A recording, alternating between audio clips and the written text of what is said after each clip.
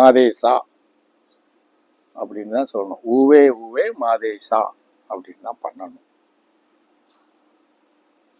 அந்த மாதிரி தான் அங்க ஒரு அவருக்கு கொடுக்கக்கூடிய அந்த நாமம் வந்து அப்படிதான்.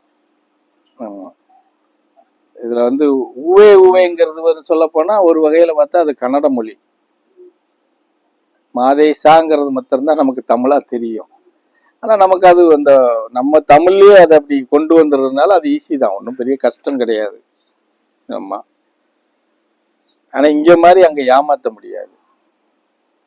இப்ப இந்த பரதேசி எவ்வளவு ஏமாத்துறீங்க, இது மாதிரி அங்க அவரை ஏமாத்த முடியாது. ஆமா, கரெக்டா எடுத்துட்டு போகணும். கரெக்டா எடுத்துட்டு போனா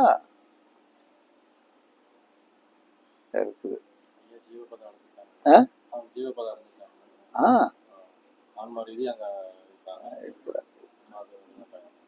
எப்படி அவர் வந்து உதயமானாரோ, எங்க உதயமானாரு, யாருக்கு பிறந்தாருன்னு யாருக்கு தெரியாதோ, அதே மாதிரி அவர் ஜீவபதம் அடைஞ்சதும் யாருக்குமே தெரியாது. சிவபதம் அடைஞ்சதுக்கு அப்புறம் வந்து அந்த வெள்ளையன் சொல்றோம் இல்லையா, இதுக்கு இடையில அந்த கூட்டத்துல வெள்ளையன் ஒருத்தர் தேர்ந்தெடுப்பார். அவருக்கு கொஞ்சம் உபதேசம் எல்லாம் கொடுத்து, ஞான உபதேசம் எல்லாம் கொடுத்து அவரை கொஞ்சம் சீர்திருத்தம் பண்ணுவார். அவர் என்ன சொல்லுவாருன்னா, குடும்பத்துல இருக்கிறேன் ஐயா, நான் வந்து பிள்ளையும் குட்டியுமா இருக்கிறேன், நான் முழுமை பெற முடியாது அப்படின்னு சொல்லிக்கிட்டே இருப்பாரு. சரிடா, உனக்கு ஒரு காலம் வரும், நீயே பாத்துக்கோ அப்படின்னு சொல்லிடுவார். அவரு எப்படி மறைகிறாரு, என்ன ஆனாரு யாருக்குமே தெரியாது. அப்ப அதே காட்டுக்குள்ள ஒரு பகுதிக்குள்ள என்ன பண்ணுவாரு, அவர் ஆடு மேய்ச்சிக்கிட்டே விறகு தூறுகளை தோண்டிக்கிட்டு இருப்பாரு. என்னப்பா ஆச்சு, எல்லாரும் எந்திக்கும் போது எனக்கு என்னமோ மாதிரி தெரியுது. சரியா, தோண்டுவார். இந்த பிக்காசு தெரியுமா, அதை வச்சு தோண்டும் போது அந்த மரத்து தூருக்கு அடியில கடார்னு ஒரு சவுண்டு கேட்கும். அவர் தடப்புடன் அந்த வேற எடுத்து பார்த்துட்டு பார்க்கும்போது அதுல ஒரு லிங்கம் இருக்கும். அந்த பிக்காசு பட்ட பகுதியில இருந்து ரத்தம் வரும் அந்த லிங்கத்துல. அவர் பதறி போயிடுவார். என்னடா இப்படி ஆகி போச்சே, நம்ம பெரிய பாவத்தை பண்ணிட்டோமே அப்படின்னு சொல்லி பதறி மயங்கி கீழே விழுந்துருவாரு. அவங்க வீடு பக்கத்துல இருந்ததுனால மயங்கி விழுந்துட்டாருன்னு தெரிஞ்ச உடனே அவரோட துணைவி பிறகு மற்றவங்க எல்லாம் வந்து என்ன ஏதுன்னு பார்க்கும்போது அதுல ஒரு பெண்மணி. ஆனா அந்த பெண்மணி அந்த ஏரியாவில யாரும் பார்த்ததே கிடையாது. அந்த பெண்மணி வந்து திடீர்னு அந்த இடத்துல உதயமாவாங்க. உதயமாயி அந்த அசுர ரீதியான சொல்றது மாதிரி, எப்படி சொல்றது, ஆமா, வாக்கு சொல்றது மாதிரி சொல்லுவாங்க அந்த அம்மா.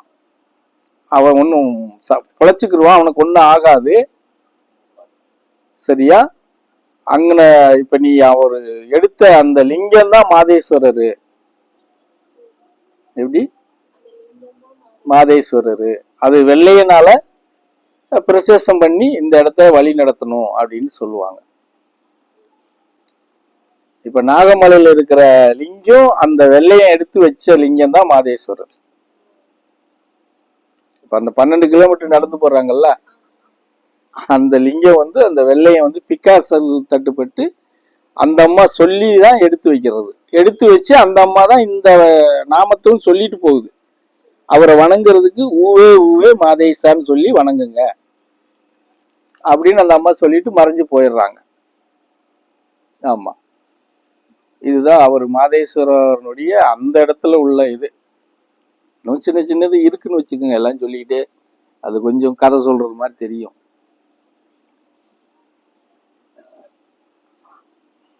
அந்த மாதிரி அது வந்து மாதேஸ்வர மலையில இன்னைக்கு கர்நாடகாவில் அது ஒரு நல்ல ஃபேமஸா போய்கிட்டு இருக்குது. முன்னாடி திருவிழா, இப்ப இன்னைக்கெல்லாம் அங்க ஏகபோகமா இருக்கும் சிவராத்திரி. இல்ல, அது மாதேஸ்வர மலையில இன்னும் வேற மாதிரி இருக்கும். ஆமா, மாதேஸ்வர மலையில வந்து எப்படின்னா தமிழ்நாடு அந்த பார்டர் ஃபுல்லா போயிடும். கோயம்புத்தூர், கிருஷ்ணகிரி அந்த ஏரியா ஃபுல்லா, சத்தியமங்கலம், அது என்ன அது என்ன பாளையமா வருமே, அந்த ஊர் ஃபுல்லா அந்த பாடுற ஒரு பகுதி ஃபுல்லா மேட்டுப்பாளையம் எல்லாமே மாதேஸ்வர மலையில இன்னைக்கு இருக்கும்.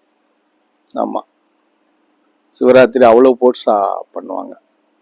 ஆமா.